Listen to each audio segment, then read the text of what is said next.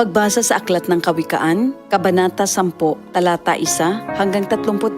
Ang mga kawikaan ni Solomon. Ang matalinong anak ay ligaya ng magulang, ngunit tinik sa dibdib ang anak na mangmang. Ang yamang buhat sa masama ay di papakinabangan, ngunit ang katuwiran ay maglalayo sa kamatayan. Ang matuwid ay binibigyan ni Yahweh ng kasiyahan, ngunit ang masamay kanyang ginugutom naman. Ang kamay na tamad ay tiyak na magdarahop, ngunit magbubunto ng yaman ang kamay na masinop. Ang nag-iimba kong tagaraw ay nagpapakilala ng katalinuhan, ngunit ang natutulog kong anihan ay nag-iipon ng kahihiyan. Ang matuwid ay mag-aani ng pagpapalat kabutihan, ngunit ang bibig ng masama ay nagtatakip ng karahasan. Ang alaala ng matuwid mananatili kailanman, ngunit pangalan ng masamay tiyak na mapaparam. Magandang payo ay tinatanggap ng pusong may pangunawa, ngunit kapahamakan ang wakas ng mangmang na masalita. Ang namumuhay ng tapat ay pinaghaharian ng kapayapaan, ngunit ang may likong landas ay malalantad balang araw. Ang malilikot na mata ay lagi sa kaguluhan, at ang bibig na maluwang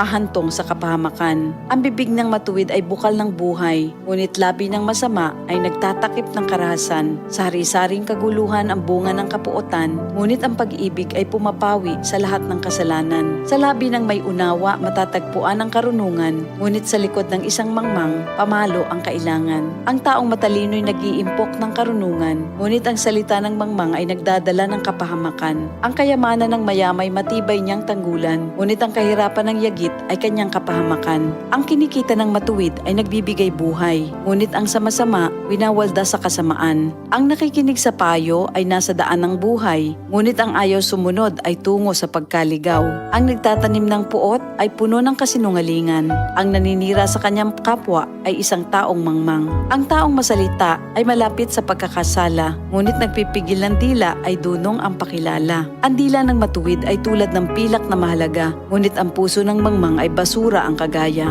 Ang labi ng matuwid sa marami ay pakinabang, ngunit ang mangmang ay namamatay ng walang karunungan. Ang pagpapala ni Yahweh ay kayamanan na walang kasamang kabalisahan.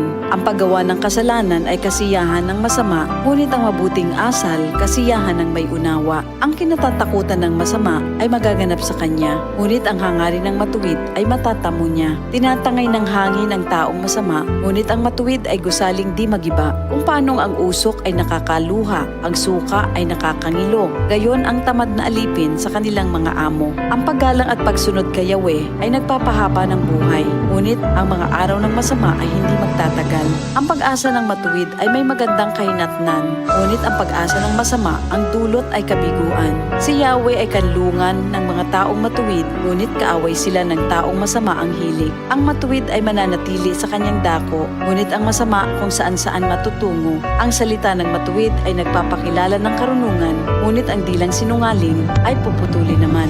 Ang salita ng matuwid ay palaging angkop, ngunit ang salita ng masama ay puro paninira. Ito ang salita ng Diyos. DCXL 558